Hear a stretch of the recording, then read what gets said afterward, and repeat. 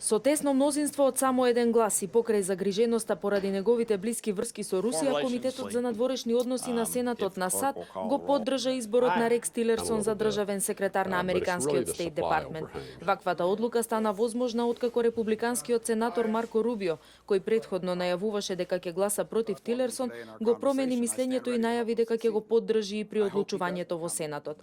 При гласањето во Комитетот за надворешни односи сите 11 сенатори републиканци гласаа за Тилерсон како државен секретар, додека сите 10 демократски сенатори беа против неговото именување на таа функција.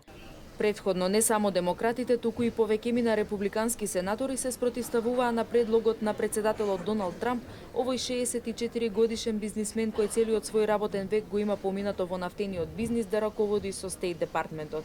Како главна причина за тоа, сенаторите го посочуваа неговото неискуство во дипломатијата, но и блискоста на Тилерсон со Русија и со рускиот председател Владимир Путин, од кого има добиено и одликување.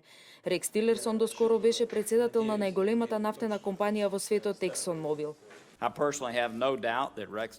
Не се сомневам дека Рекс Тилерсон е квалификуван. Ја менаџираше 8-та најголема компанија на светот по приходи со над 75.000 вработени. Дипломатијата беше клучен дел од неговото работно место и се докажа како успешен преговарач со длабоки врски низ целиот свет.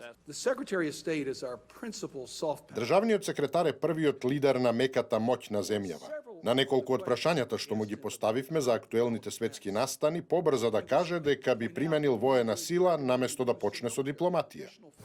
Според CNN, сенаторите, посебно демократите, му забележувале на Тилерсон дека поради бизнис интересите што ExxonMobil ги има во Русија, американската надворешна политика кон Москва би можела да биде премногу нежна и несоодветна. Истовремено Тилерсон одби да прифати дека во Сирија се вршат воени злосторства.